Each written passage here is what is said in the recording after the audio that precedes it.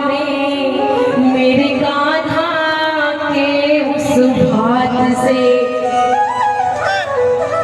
भक्तों में भक्त नरसी भगत वो अरबपति कहलाते थे। ऊंचे ऊंचे महल झरोखे नगर से कहलाते थे। नरसी जी के एक बेटी थी, क्या नाम था उनका? नानी बाई। बेटी थी उनकी नानी बाई, वो नगर अंसार परणाई थी। शादी में उनकी नरसी जी ने धन दौलत खूब लुटाई। अब देखिए नरसी जी की पत्नी नरसी जी से आकर कहने लगी, नरसी जी काश हमारा कोई बेटा होता, हमारे पास इतनी दौलत है, इतनी धन संपत्ति है, हम इसका क्या करेंगे? नरसी जी कहने लगे हमारा कोई बेटा होता, अरे हमारा बेटा है और वो कोई और नहीं, वृंदावन का कृष्ण कन्हैया लाल है। बोलो ना वृंदावन बिहारी लाल की। लगी लगन घनश्याम से वो शाम शाम करने लगे। लगी लगन घनश्याम से वो शाम शाम करने लगे। होकर शाम के प्यार में पागल धन दौलत दान करने लगे। नरसी जी के ऊपर दौलत बांटने का खुमार इतना चढ़ गया, कोई भी आता शाम का वास्ता देता और जो चाहता वो ले जाता। ऐसी हालत हो गई, नरसी जी फटे हाल 2 वस्त्रों में मंदिर में रहकर अपना गुजारा करने लगे। देखिए बातें कोई भी ना करे, आने जाने वाले लोग अगर इनको ही देखते रहोगे तो क्या ही सुनोगे फिर। बोलिए श्याम प्यारे की। मंदिर में रहकर अपना गुजारा करने लगे और हमेशा बस एक ही अरदास लगाते रहते, आ जाओ सावरे आ जाओ, आ जाओ सावरे आ जाओ, अपने भक्तों के घर तुम गए, अपने भक्तों के घर तुम गए। ये पता है समाने को,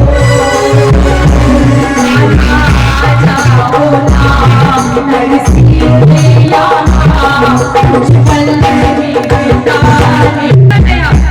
ताली बजाते, ऐसे ही ताली बजाते। जहाँ नानी बाई की शादी हुई थी वहाँ अब नानी बाई की बेटी बड़ी हो गई, वहाँ नानी बाई की बेटी की शादी है। ससुराल में सारी तैयारियां होने लगी थी, किस किस को शादी में बुलाना है, सबको चिट्ठियां लिखी जाने लगी। नानी बाई ने देखा सबको चिट्ठियां लिखी लेकिन मेरे पिताजी को चिट्ठी नहीं लिखी। नानी बाई ने कारण पूछा, आपने मेरे पिताजी को चिट्ठी नहीं लिखी, वो भी तो आएंगे शादी में। नानी बाई के ससुराल वाले कहने लगे नहीं हम नहीं बुलाएंगे, उन्हें यहाँ बुलाकर हमारी बेइज्जती थोड़ी करवानी है। वो कहते हैं ना मेरी जेब में चंद्र छेद क्या हुआ है सिक्के से पहले रिश्तेदार खिसक गए, वो साचे दरबार की। नरसी जी के साथ भी ऐसा ही हुआ। नानी बाई लेकिन जिद पे अड़ गई कि नहीं मेरे पिताजी को बुलाओ, उनसे जो बन पड़ेगा वो लेकर के आएंगे। नानी बाई के ससुराल वाले सोचने लगे कि चलो बुला लेते हैं। हमें पता है कि जब बेटी के घर में शादी होती है तो मायरा भरते हैं, भात भरते हैं। नानी बाई के ससुराल वालों ने कहा एक काम करते हैं, भात की लिस्ट इतनी लंबी चौड़ी लिख देते हैं, नरसी जैसे देखूंगा वैसे नहीं आएगा। 1.5 किलो रोली, 1.5 किलो, 1.5 मण चावल, 1.5 मण रोली और सोने के पत्थर, पता नहीं क्या क्या कितनी लंबी चौड़ी लिस्ट लिखी। लिस्ट पहुंची नरसी जी के पास। नरसी जी ने एक हाथ से लिस्ट पकड़ी और दूसरे हाथ काना को थमा दी। नानी के ससुराल से हाथ की लंबी लिस्ट आई है। नरसी ने बिन देखे ही को वो पकड़ाई है। और क्या कहा, सुन रे कान्हा मामो तू लागे, सुन रे कान्हा मामो तू लागे, आजा जो सामान के सागे, आजा जो सामान के सागे। अब इतना कहकर नरसिंह जी पहुंच गए नानी बाई के। नरसिंह जी जैसे ही पहुंचे, नानी बाई दौड़ती हुई गई। नानी बाई ने पूछा, पिताजी आप अकेले आए हो, मेरा भाग का सामान कहाँ है? नरसिंह जी कहने लगे, बेटी मैं तेरे भाई को बोल आया हूँ, वो आता ही। नानी बाई सोचने लगी, मेरा भाई, मेरा कौन सा भाई? नरसिंह जी ने समझाया, तेरा भाई कोई आम आदमी नहीं है, वो है त्रिलोकीनाथ कृष्ण कन्हैया लाल। नानी बाई सोचने लगी, ठीक है भगवान है, मानते हैं मेरा भाई है, लेकिन पिताजी कह रहे हैं वो आता ही होगा, ये बात तो समझ नहीं आ रही है। लेकिन फिर भी पिताजी जब इतने विश्वास के साथ कह रहे हैं कि वो आता ही होगा, तो वो आता ही होगा। अब नरसिंह जी जैसे ससुराल पहुंचे, उनके ससुराल वालों ने उन्हें घर में नहीं रुकवाया। पास में तबेला था, एक बाड़ा था जहाँ भैंस गाय बंधती है, नरसिंह जी को वहां रुकवाया।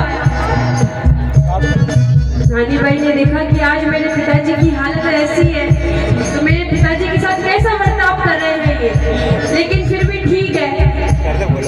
दोनों जने अपने अपने कामों में व्यस्त हो गए। नानी बाई फिर थोड़ी टाइम बाद आकर अपने पिताजी से कहती है, पिताजी मेरा भाई कब आएगा? नरसिंह जी कहने लगे, बेटी आएगा आएगा, ठंड रख आएगा। 2 घंटे बीत गए। नानी बाई फिर आकर कहने लगी, पिताजी मेरा भाई। नरसिंह जी ने समझाया,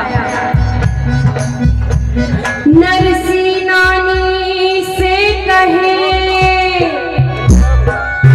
तू मत हो बेटी निराश, आएगा तेरा सांवल वीरा, तू मन में रख विश्वास। ये बात तो हम भी जानते हैं,